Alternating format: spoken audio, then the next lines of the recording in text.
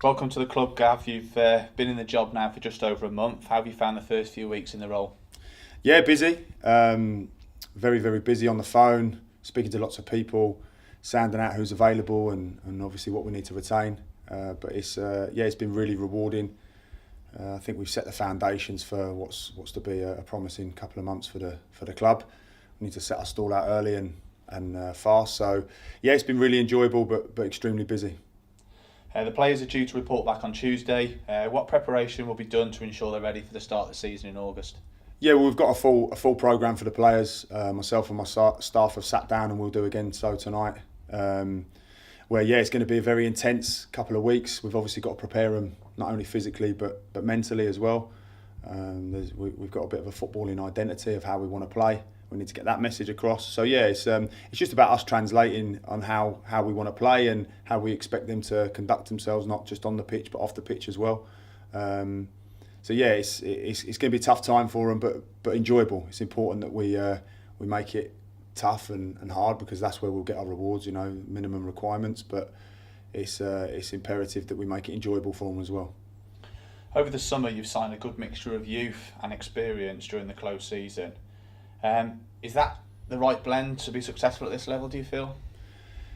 Yeah, I think it's dependent. Age is irrelevant for me. I think it's if they're old enough, they're good enough. And if it again with players nowadays, they tend to look after themselves a lot more. So players' careers have been slightly more elongated. I think it's just dependent on the individual. So as it's worked out, yeah, we've got a nice blend there. But I didn't set out really to have anyone at 35 years old or anyone at 16, 17 years old. It was I need the right characters. I need the people who I think can implement the job that myself and my staff expect. So yeah, we've recruited well, not just players on the pitch, but those who are going to be good characters off it as well. Just talk us through the appointment to Phil Trainer, because obviously he's a club legend here. What will he bring to the club in that assistant manager role? Yeah, well, obviously I played here with Phil in what was a really successful time for the football club, and we became very close during that time. We now work for the same company outside of the football club in Crossbar. And we've just grown extremely close. So, we're slightly different characters. So I just felt that obviously with my intensity and the way I am, I needed someone as well just to stand back and take it all in for me really and maybe pick up on some of the things that I might, hopefully won't, but might miss out on. So we're a good double act. Phil understands the way I work and how demanding I am. And I think I'm going to need people like that who aren't very precious around me. And like I say, he's a good friend, someone who I trust implicitly, and I think the players will respect him. And with his skill set, we're very fortunate to have him on the staff. You've also appointed Darren and Martin in their roles as backroom staff. What will their jobs be in either on a match day or behind the scenes as well? Yeah, well, obviously Akko will come in and he'll be the goalkeeper coach, someone who I've not only played with but worked with during our promotion winning season at Solihull. And he's just very like-minded to me, expects high standards. He's got a great ethos and he's very trustworthy.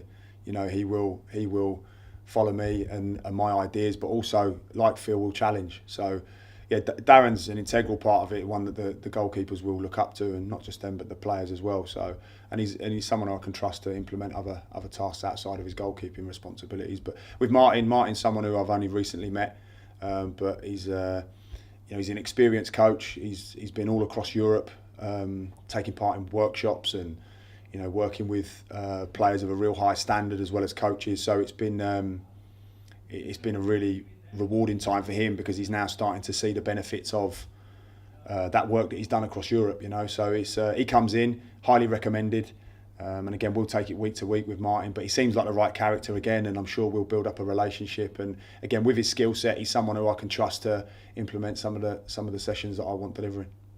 Have you set yourself any expectations or targets for the season? Is there anything you expect? No, I think, listen, we want to, with this football club and the stature that we believe we have, we want to be in a better position that we've been in the last 3 or 4 years. So in my mind, I think with our budget, everything taken into account, anything 15th and above is probably seen as a success from a financial point of view. Outwardly, that's something that you have to say because I think it's important that you're realistic. But for me, I don't really see limitations or, you know me now, Luke. I don't ever see limitations, and I never see a roof on anything. So listen, inwardly, I'm thinking I want to be successful. And if I didn't think we would be successful, and however people measure success is up to them, but my idea of success is I want to be successful, and I think we will achieve that this year. So listen, we've got to be realistic because our budget tells us that.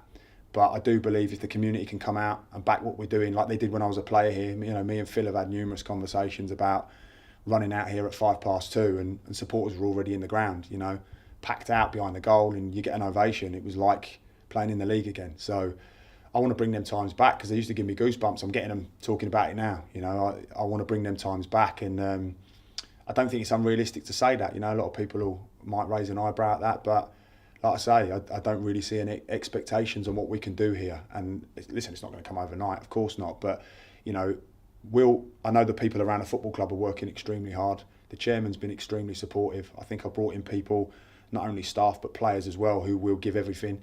And I think that one element now, I'm asking supporters to come and join the 1,000 strong that have been coming through thick and thin. And I'm asking them to sort of, you know, instead of stopping me in Tesco's and saying, you know, I haven't been down the ground for 3 years, but let's talk negative, come and pay your money.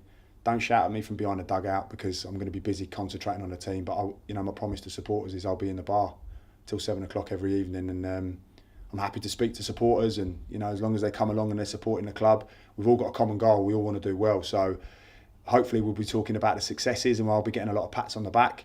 But I'm sure there'll be times when supporters will want some questions answering, and I'll be there to answer them because I enjoy being able to feed that back, especially to the people who want to come and support this fantastic club. Just finally then, Gav, is there any message to the supporters? You just mentioned it briefly. Is there anything you're going to ask them to do and come out and support us? Just come and support us and be positive. You know, and I'm sure I speak on behalf of the 1,000, 1,200 strong support that have been here the last couple of years. I'm a little bit tired of the negative mentality. You know, I'm a bit tired of the same old Telford, typical Telford. I don't understand it. I don't believe it. I think what we've got here is the foundation to what could be, again, a fantastic football club. And what I urge people to do is come down, support for 90 minutes, and then when they've got their gripes, I'll be there ready to talk to them, no problem. And I know that's difficult because emotions run high. It's a football with 90 minutes is an emotional roller coaster. But I just want people to come out and support us. You know, that's all I ask. And I like to think I've got the skill set to do the rest. You know, myself and my team. I think, you know, we'll do the rest from there. But you know, we are a community-based football club. You know, that goes through the schools, that comes through the academy that's run here, that comes through linking in with other partners and other companies. Everybody has to do their bit for this club to be successful. And when we are successful here, it won't just be me standing there taking the glory. It'll be everybody who's played their part, and that's what community is about. So I want everyone to come out and be a part of it, and I'm happy to lead it. But that's how we're going to be successful. Everybody pulling together. So listen, if I can send out a message, come down, support your local team, and hopefully we'll do the rest.